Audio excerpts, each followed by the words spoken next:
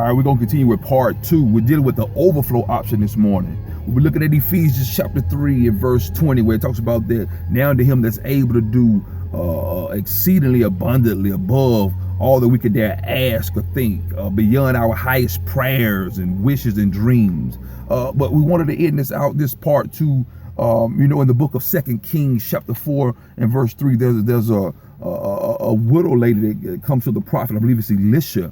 And she's going through a tough time there financially. Some things have happened in her life. But one of the words that he gives to her, he tells her to go and borrow vessels from her neighbors. And he says, borrow not a few. He says, borrow as many as you can. Because she only had, what she had in her house, she only had a small little cruise of oil, if I'm remembering the story correctly. But he tells her to go and borrow these, just as many vessels as you can get. And as the story goes, she goes in, her sons or whoever it was, they go out and they get all the vessels that they can and they bring them in, and they begin to pour the oil. They begin to pour the oil. Now I want you to know that this is a miracle. This is supernatural things happen. Overflow is a supernatural process.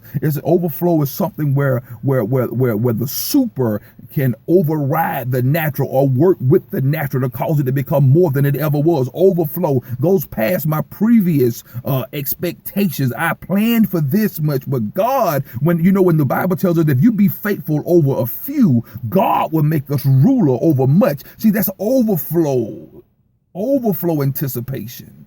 So the widow brings all the vessels in, and the oil is pouring. And once all the vessels are filled, then the oil stops flowing. I want you to understand that when we're dealing with overflow, this is an option that is really dealing with our capacity.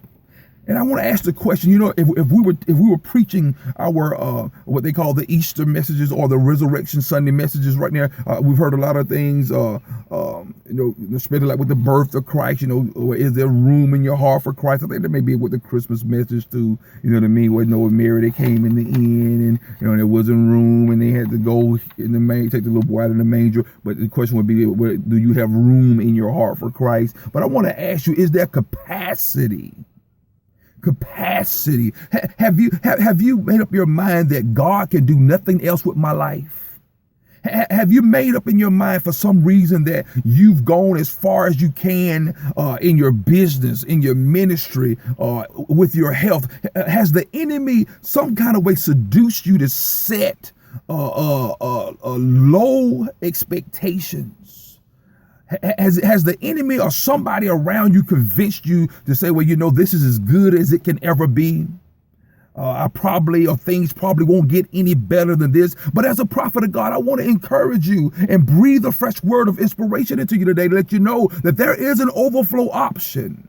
There is a place where God can superabound and he can do things that we have never seen before. Connect you with people and with places and experiences that we never even considered before. I've heard this said, and I want to try to, put this in a proper perspective. When it comes to the prophetic area, I've heard many people say, well, confirmation is the highest form of prophecy. You know what I mean? If it's not confirming in your spirit, you know what I mean? You need to throw it away. But I want to help you to understand a couple of things too. There are some things that prophets of God, men of God, that they can pull from those books that are in heaven that you may not even have previous knowledge of. You may not have an inkling of what was going on. You say, well, where do you get that from, prophet? Well, you go back to the prophet Samuel when he was dealing with Saul, when he was dealing with David. Neither one of these guys had any inkling of the future that God had for them. Saul was just on his way trying to find his father's donkeys that had got lost. So he was just about being obedient to his parents, just doing his regular daily activities. But somewhere along the way, there came a necessity that he had to come in and that he had an encounter with a man of God. And that man of God had a word from him,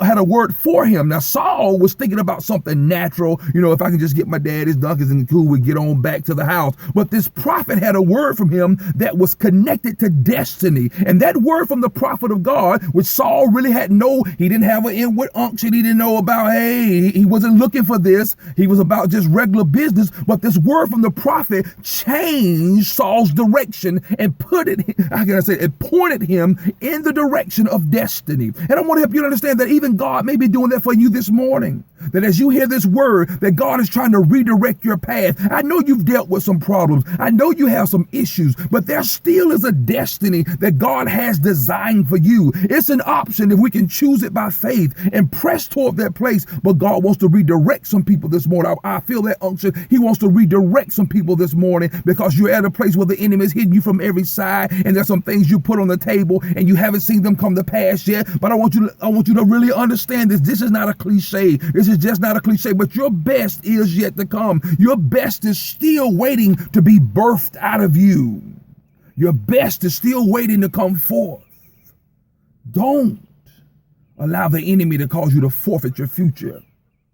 Take a word from the Lord this morning that there is a place of overflow. But do you have capacity? Can you allow one more word? Can you allow a different thought, a different way of thinking compared to the way you've traditionally thought and heard, that you might receive better from the Lord this morning? There is an overflow option. God has better, and he has the power to work things out that seem unworkable, to fix and to heal and to soothe pains that we felt some way that were uncurable. God is a miracle working God, and it only takes some faith and enough courage to dare to believe and research and tap into the power of God. This is Prophet Simuel Nathan. Remember, there is an overflow option. The question is, do you still have capacity for God to do something different, that you may walk in destiny? God bless you. We'll see you soon.